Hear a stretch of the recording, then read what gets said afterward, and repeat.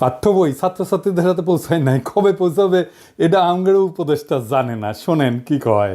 কোনো বছরেই মার্চের আগ পর্যন্ত সব বই দেওয়া হয়নি, কবে নাগাদ সবাই সব বই পাবে এটা আমি জানি না। আপনি ওনারা জিগান আপনি ডায়াপার পাল্টাইছেন কিনা, দেখবেন এটাও উনি জানেন না। আবার আমার দেশে একটা প্রতিবেদন দেখলাম, সেখানে দাবি করা হয়েছে যুবলীগ নেতার ষড়যন্ত্রে পাঠ্য বই পাওয়া বিলম্বিত হইতেছে। নির্ধারিত সময়ের মধ্যে শিক্ষার্থীদের হাতে যেন এনসিটিবি বই তুলে দিতে না পারে সে লক্ষ্যে কলকাঠি নাড়তে শুরু থেকে সক্রিয় হয়ে ওঠে একটি চক্র, যারা অযথার সময় ক্ষেপণ করে লক্ষ্য হাসিল করতে চায়। তাদের মূল লক্ষ্য ছিল অন্তর্বর্তী সরকারকে বিব্রত করা। বিভিন্ন গোয়েন্দা সংস্থা ও এনসিটিবির কর্মকর্তাদের সঙ্গে কথা বলে এর সত্যতা মিলেছে। মুদ্রণ শিল্প সমিতির সাবেক সভাপতি এবং যুবলীগ নেতা জহুরুল ইসলাম পাঠ্যপুস্তক নিয়ে সরকারকে বিব্রত করতে প্রথম থেকেই সক্রিয় হয়ে ওঠেন। এরই অংশ হিসেবে সরকারের বিনামূল্যের পাঠ্য বই মুদ্রণের জন্য 25 মার্চ পর্যন্ত সময় চেয়ে শিক্ষা উপদেষ্টা বরাবর চিঠি পাঠিয়েছিলেন মুদ্রণ শিল্প সমিতির সিনিয়র ভাইস চেয়ারম্যান জুনাইদুল্লাহ আল মাহফুজ। এ নিয়ে ব্যাপক আলোচনার পর তড়িঘড়ি করে সংবাদ সম্মেলন ডেকে ক্ষমা চান মাহফুজ এবং সমিতির প্যাডে চিঠিটি যাওয়ায় নিজের দায় স্বীকার করে ক্ষমা চেয়েছেন সমিতির সভাপতি রাব্বানী জাব্বারও। রাব্বানী সাবেক ডাক ও টেলিযোগাযোগ মন্ত্রী মোস্তফা জাব্বারের আপন ভাই। আওয়ামী লীগের মন্ত্রী স্টিভ জব্বারের ভাইরে দেওয়া হয়েছে বই ছাপানোর দায়িত্ব, রাব্বানী জব্বার তো এ হবে না। যাই হোক, আজকে আমি এই শিক্ষাক্ষেত্রে বিশেষ করে প্রাথমিক আর মাধ্যমিক শিক্ষার ক্ষেত্রে সিলেবাস, পাঠ্য বই, পরীক্ষা পদ্ধতি এই সমস্ত নিয়ে শিক্ষা ব্যবস্থার সংস্কার নিয়ে কথা বলবো। শিক্ষা সংস্কার নিয়ে কথা বলার আগে দুটো জিনিস নিয়ে একটু কথা বলে নিই, এটার সাথে সম্পৃক্ত। ছাত্ররা বই পায় নাই। এই যে মাসুদ কামাল কইতেছে হাসিনার আমলে কখনোই বই পাইতে দেরি হয় নাই, শোনেন কি কইতেছে, তার মুখেই শোনেন। এত বছর ধরে মানুষ স্বৈরাচার মৈরাচার সব বলছি, গালাগালি সব করছি, একটা কিন্তু পোলাপন বই পাইছে না, উনি দিতে পারবেন না। সে কি ঠিক বলিছে? দেখেন এটা 2023-এর খবর, বই ঠিক সময় মতো পাইছে। আবার দেখেন এটা 2022-এর খবর, তার আগের বছর ঠিক সময় মতো বই পাইছে। 2023-এর আর একটা খবর দেখায় যে দেখেন ঠিক সময় মতো বই পাইছে। তাহলে মাসুদ কামাল কেন বলে যে হাসিনার আমলেও বই পাইছে 1 তারিখে? মাসুদ কামাল হাসিনার লেসপেন্সারি করিচ্ছে, ফ্যাসিবাদের লেসপেন্সারি করিচ্ছে, এটা টের পাচ্ছি। কারণ মাসুদ কামাল মনে করিচ্ছে আওয়ামী লীগ যদি আবার ক্ষমতা এসে যায় তাহলে একটা দাও মারা লাগবে। যাই হোক, এটার বাইরেও একটা কারণ আছে। কারণ এটা হচ্ছে বাংলাদেশ, কেউ যদি প্রমিনেন্স পায় নিজেরা ঈশ্বর ভাবতে থাকে, সে নিজেই রেফারেন্স উৎপাদন করে, নিজে চেক করবে তার টাইম কই। তাহলে এই যে মিছা কথাটা সে কইল, তার কি হবে? মাসুদ কামাল সিনিয়র সাংবাদিক, যাই হোক আমি তার উপরে এখনই চড়াও হব না, তার আমি বেনিফিট অফ ডাউট দিতে চাই। স্লিপ অফ টাঙও তো হইতে পারে, ভুল হইতে পারে, কিন্তু মাসুদ কামাল এর পরে যদি ভুলভাল মিছা কথা কইছেন তাইলে গেলে বুঝেছেন একেবারে কচ্ছপের কামড় দিয়া ধর্ম কলে। এবার আসেন, বইয়ের সিলেবাস পাল্টাইছে সরকার, জুলাই আগস্টের বিপ্লবের ঘটনা ঢুকাইছে। কি ঘটনা করিছে সেটা এনা দেখি, আসেন।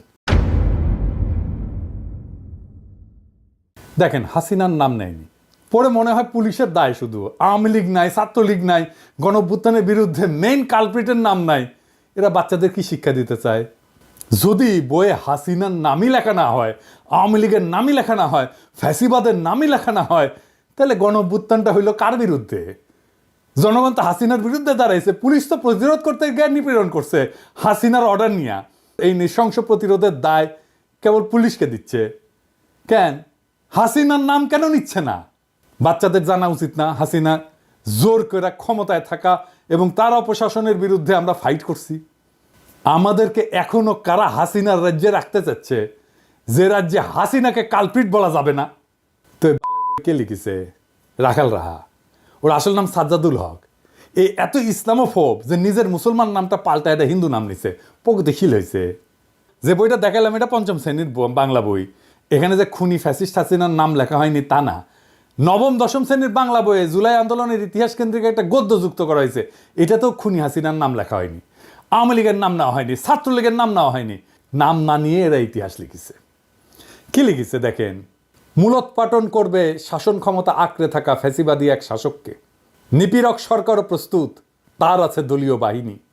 দেখেন হাসিনার নাম নেয়নি, দলীয় বাহিনী ইউজ করছে হত্যাযজ্ঞ চালাইতে, কিন্তু এই দলীয় বাহিনী আওয়ামী লীগ ছাত্রলীগের নাম লিখতে এদের জাত যায়, লজ্জা লাগে। এরা ইতিহাস লিখতেছে, কিন্তু আমরা কার বিরুদ্ধে যুদ্ধ করছি তার নাম লিখতেছে না। কারা শহীদদের খুন করছে, গুলি করছে, পঙ্গু বানাইছে, অন্ধ বানাইছে, তাদের পরিচয় বলতেছে না। এটা কেমন ইতিহাস? আবার দেখেন লিখছে, কিন্তু প্রতিরোধ করেছিল সরকারি দলের দুর্বৃত্ত বাহিনী, তাদের পাশে ছিল রাষ্ট্রীয় বাহিনীগুলোর ক্ষুদ্র একটা বিপদগামী অংশ। মানে বুঝিছেন, সরকারি দলের দুর্বৃত্ত বাহিনী বলতে পারতেছে, যেন এই বাহিনীর নাম নাই। আপনারা দেখেন রাষ্ট্র বাহিনীর একটা ক্ষুদ্র অংশ নাকি বিপদগামী ছিল। হ্যাঁ, হাই সেলুকাস, যেখানে আস্ত একটা পুলিশ বাহিনী, আস্ত র্যাব, ডিজিএফআই, এনএসআই, ডিবি জনগণের বিরুদ্ধে দাঁড়াইছে, সেখানে ক্ষুদ্র একটা বিপদগামী অংশ নাকি দাঁড়াইছে। কি কারে ইতিহাসের বিকৃতি বলেন?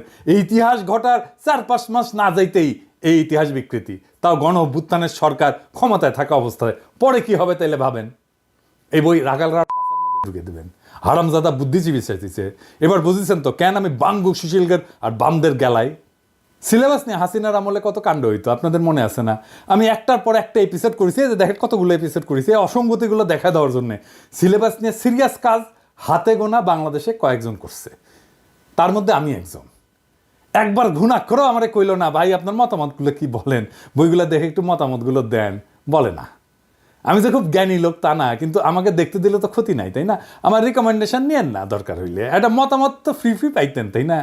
এই রাগালরা যে কাজটা করিচ্ছে, টাকা নিচ্ছে, গাড়িতে ঘুরিচ্ছে, গাড়ি পাইছে একটা ফ্রি, অফিস পাইছে, স্টাফ পাইছে, আমরা তো টাকাও দিতে হতো না। তো সাজেশন নেন না কেন? কারণ হইতেছে রাখালরা শুধু হিন্দু নামই নেয়নি, তার সাথে হিন্দু ধর্মের বর্ণ প্রথাও নিছে। আমি তো নমশূদ্র, তাই আমার সাজেশন নিলে জাত যাবে রাখাল রাহার। রাখাল রাহালকে দেখলে জিগায়েন তো, ওই যে ক্ষুদ্রকালে ওর যন্ত্রের যে কর্তৃত্ব চামড়া আছে না আগা, ওদিকে আবার লেগে নিছে নাকি প্লাস্টিক সার্জারি করে। যাই হোক, দেখেন আসিফ মাহতাব উৎস যে নতুন বই নিয়ে কি কইতেছে, ওরাও তো খুশি না। দেখেন এর ভিতরে কি কি দিচ্ছে তার একটা নমুনা কেউ একজন লিক করেছে, এবং এটা আসলেই যে তাদের মধ্যে আছে সেটা আমরা কনফার্ম করেছি। যে একটা গল্প তারা দিয়েছে, এটা আপনারা সব অনলাইনে পাবেন। তো গল্পটার এখানে অনেক সুন্দর সুন্দর কথা আছে, তার মধ্যে আমি একটা পড়ে শোনাই, যেটা পড়তেও আমার ভালো লাগছে। Sundays try to walk like a lady and not like the slut that you bent on becoming. এটার মানে হচ্ছে এইভাবে, মানে রবিবারে ভালোভাবে হেঁটে যাবে যাতে করে তুমি যেই খানকি না সেটা হতে চাও, তুমি সেটা না হতে পারো।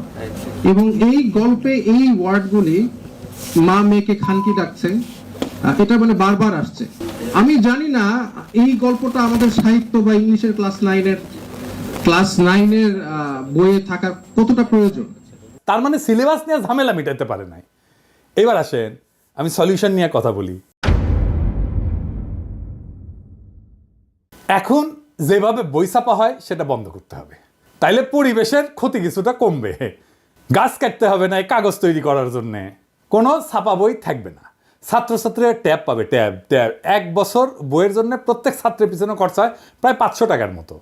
ট্যাবের আয়ুষ্কাল যদি 3 বছর ধরি, তাহলে এই 3 বছরের খরচা মানে 1500 টাকায় বাংলাদেশে একটা উন্নত মানের ট্যাব উৎপাদন করা যাবে, যেটা পড়ালেখা করতে পারবে। চিন্তা করেন কি পরিমাণে কর্মসংস্থান হবে যদি আমরা বাংলাদেশে ট্যাব উৎপাদন করতে পারি। আবার ট্যাবের তো ট্রাবল শুটিং হবে, রক্ষণাবেক্ষণের জন্য নানা উদ্যোগ গড়ে উঠবে, নানা লোক এখানে কাজ করবে। এইটা সব স্কুল মাদ্রাসা একসাথে থাকবে, একটা সেন্ট্রাল ডেটাবেজে ভ্যালিডেটেড চ্যাপ্টার থাকবে, বইয়ের লেখে লেখে ওইখানে ভ্যালিডেটেড চ্যাপ্টার একটা স্টোর করা হবে আর্কাইভে। ওই আর্কাইভে চ্যাপ্টারগুলো থাকবে, বইগুলো লিখবে স্কুল আর মাদ্রাসার শিক্ষকেরা, ভ্যালিডেট করবে একটা বোর্ড। সংশ্লিষ্ট স্কুল বা মাদ্রাসার নিজের বই বা নিজের মডিউল সেন্ট্রাল ডেটাবেস থেকে, ওই আর্কাইভ থেকে চ্যাপ্টার দিয়ে নিজেরাই তৈরি করে নেবে ইলেকট্রনিক্যালি। বলবে এই আমার বই এই চ্যাপ্টারগুলো থাকবে, ব্যাস বই তৈরি হয়ে গেল। ওটা ডাউনলোড করে নেবে ছাত্ররা।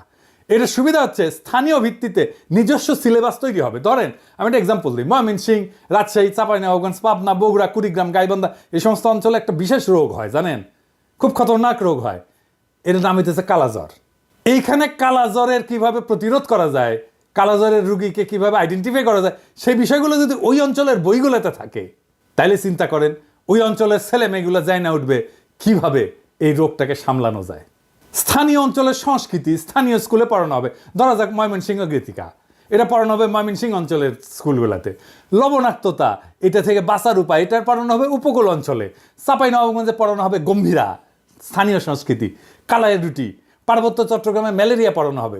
অত্যন্ত রিচ কারিকুলাম তৈরি করতে পারবো আমরা। স্কুলের শিক্ষক আর স্থানীয় স্কুল কমিটি তাদের বই ঠিক করে নেবে।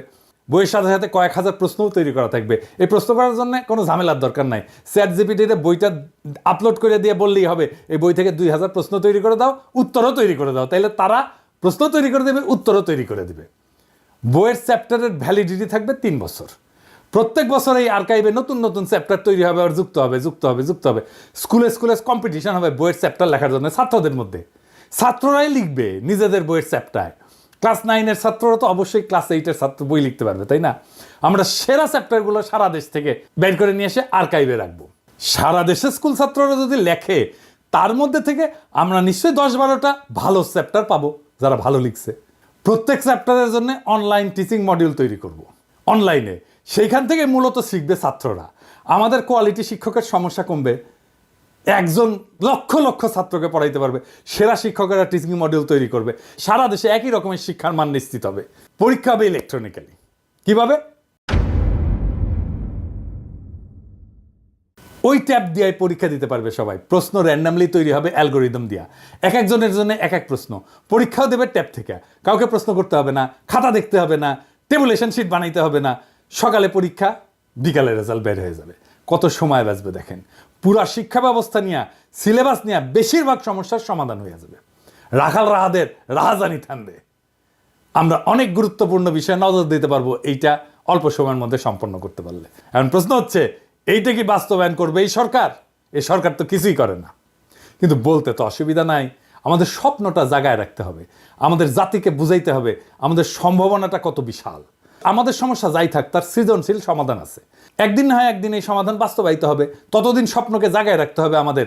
আমরা স্বপ্ন দেখি এমন এক বাংলাদেশে যেখানে শিক্ষার জন্য অপেক্ষা করতে হয় না, যেখানে পাঠ্য বই বিতরণে অব্যবস্থাপনার শিকার হইতে হয় না।